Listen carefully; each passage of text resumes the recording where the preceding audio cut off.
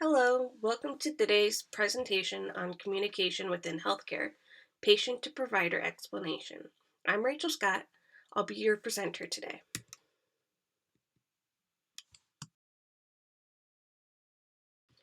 Today's presentation will be approaching the issue of provider to patient communication. In 2020, the CDC's Healthy People 2030 released information stating that there were 883.7 million visits to physician offices in 2016. And of those visits, 8.4% of adult patients reported in 2017 poor communication with the provider.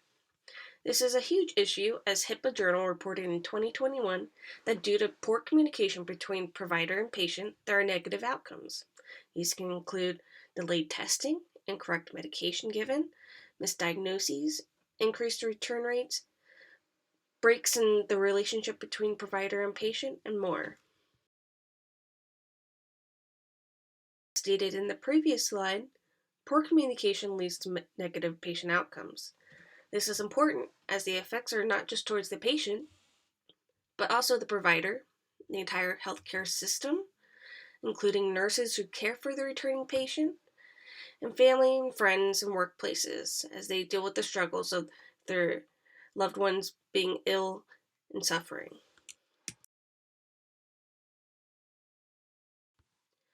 So, how do you explain why this issue occurs? Well, communication theories. One being the uncertainty reduction theory. This theory explains that when one enters an interaction, they already have expectations of who they are interacting with. However, when those expectations are sullied or misled, uncertainty creeps in. Therefore, to reduce uncertainty, we gather information on incentive, future interactions, and deviant nature of the individual. Well, how does this involve provider to patient explanation? Well, let's look at the patient side. They may enter the room expecting a provider who spends time with them, asks questions, and asks about follow-up care. If this doesn't occur, uncertainty creeps in as they attempt to determine if the provider is involved in their care.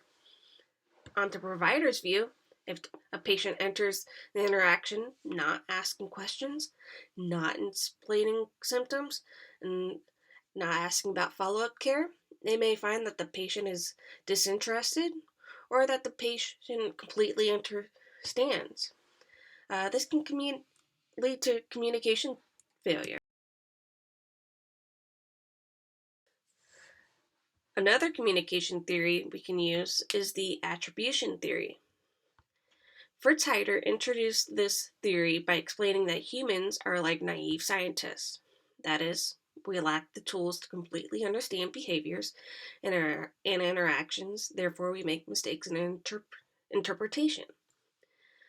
We use two different paths to understand behavior in this theory, one being event causation and another being trait inference. Event causation is when we understand something based on attributing behavior, while trait inference considers someone's characteristics as cause of behavior. We further back this understanding through applying locus, that is, whether something's due to internal or external factors, stability, specificity, and responsibility to each path. In our issue, a provider may attempt to provide explanation of care to a patient who appears quiet, anxiously tapping their foot, or even verbally irritated. They could see verbal irritation as trait inference, that is, that's just who the patient is. Or they could look at a quiet, anxious patient as someone who is nervous around doctors, has white coat syndrome. Vice versa, a patient may see a doctor who is checking their watch often, looking at their computer, or speaking at a higher vocabulary rate than they understand. Therefore, the patient may attribute the doctor's behavior of checking their watch as event causation, as they may be behind on their appointments, so they may not ask many questions. Or if they are speaking at a higher vocabulary rate, they may see it as trait inference. That's just who they are, and therefore the patient feels inferior, may not return because they can't understand the provider's explanation.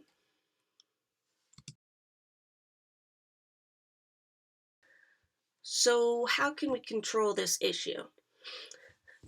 More communication theory application. So, we'll be discussing two further theories, the communication attribution theory and active listening.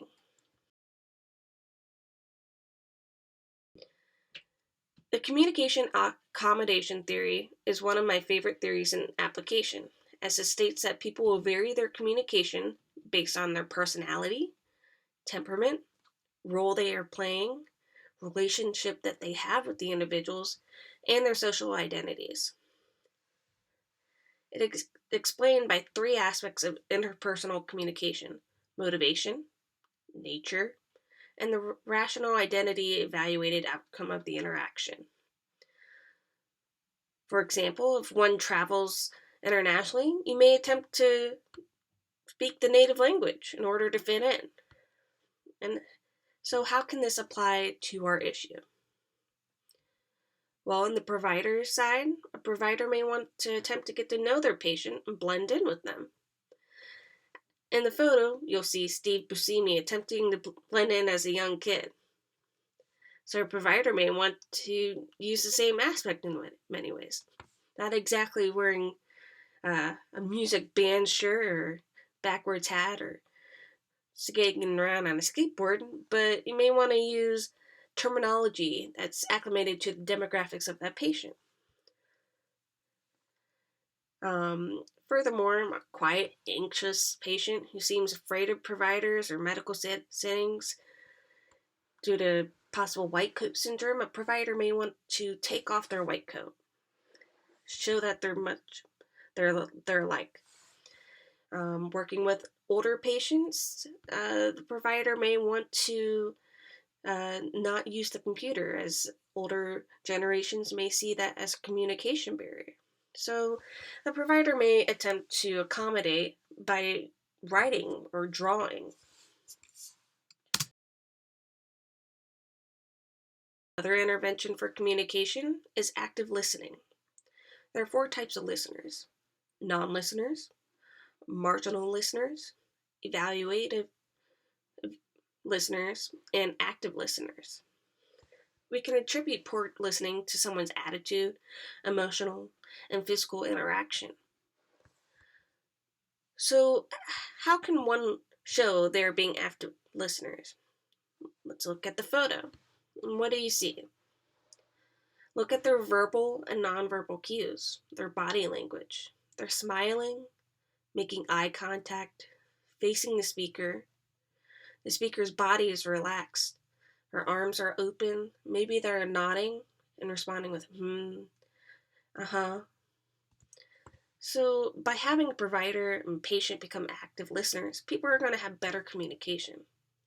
Therefore, a patient or provider who keeps eye contact, nods, has open body language instead of crossed arms, maybe they'll smile, they'll appear to more open to communication, more likely to understand, to be engaged, and leave feeling more understood.